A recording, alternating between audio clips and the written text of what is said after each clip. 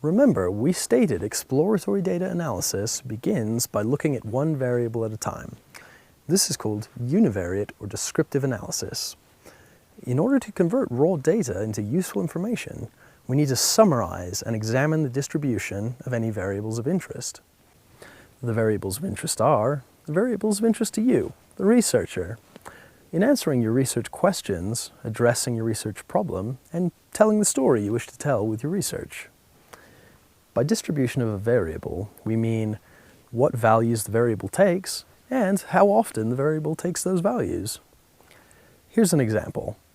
A random sample of 1,200 U.S. college students were asked the following questions as part of a larger survey. What's your perception of your own body? Do you feel that you're overweight? About right. Or underweight? This table shows part of the data, 5 of the 1,200 observations. Information that would be interesting to get from this data includes what percentage of the sample students fall into each category. Or, how are students divided across the 3 body type image categories? Are they equally divided? If not, do the percentages follow some kind of pattern? There's no way that we can answer these questions by looking at the raw data, which are in the form of a long list of 1,200 responses. That's just not very useful. However, all these questions will be easily answered once we summarize and look at the frequency distribution of the variable body image. That is, once we summarize how often each of the categories occurs. In order to summarize the distribution of a categorical variable, we first create a table of the different values or categories the variable takes. How many times each variable occurs, which is the count, and more importantly, how often each variable occurs, which is expressed by converting the counts to percentages. Now that we've summarized the distribution of the body image variable, let's go back and interpret the results in the context of the questions that we posed. What percentage of the sample students fall into each category?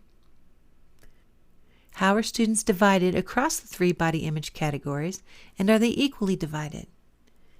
You can see that most of the samples, that is 71.3%, felt that their weight was about right, and that a comparatively small percentage felt underweight at 9.2%. The overweight category was 19.6%. For my research question, I'm interested in looking at the association between how much a person smokes, that is, quantity and frequency of smoking, and the presence or absence of nicotine dependence.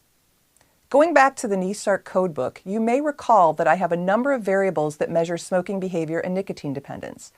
It's the actual name of the variable, rather than the longer descriptive name, that I'll include in my program in order to generate frequency distributions.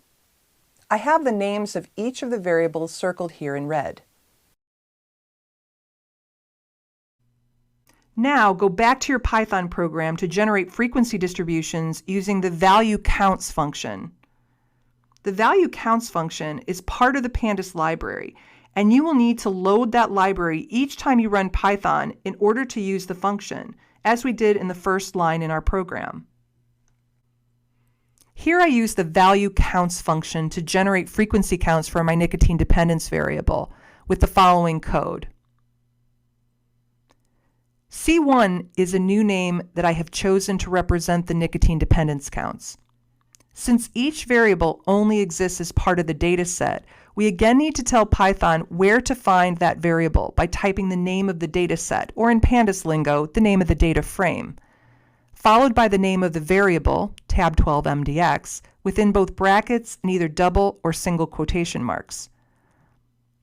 Next, a period followed by the value underscore counts function. Like all functions, value counts allows for input inside the parentheses. Here we include sort equals false, so that our data will be displayed in the order of the variable's original values rather than sorted by the actual counts.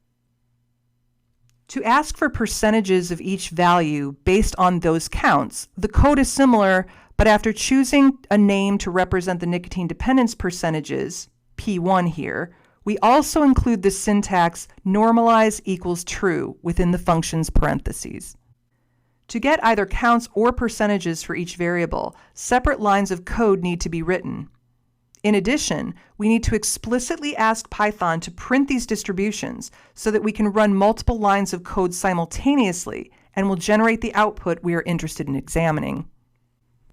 Remember, choose a name to represent each count or percentage distribution. My example is C1, C2, P1, P2, etc. here. Include the names of the data set followed by the variable name within brackets and single or double quotation marks. A period followed by the function name value counts, and then either sort equals false for counts or sort equals false, comma, normalize equals true for percentages. If we run this code, the distributions of interest will be displayed in the console, but we will not be able to easily determine one of them from the other. To handle this, it's helpful to include titles or labels. One simple approach is to use the keyword print followed by text that describes the requested analyses. So here's our code thus far. We've set the working directory, imported the Pandas and NumPy libraries, loaded our data set, and now written code that provides the frequency distributions, that is, counts and percentages, for each of the values for our variables of interest.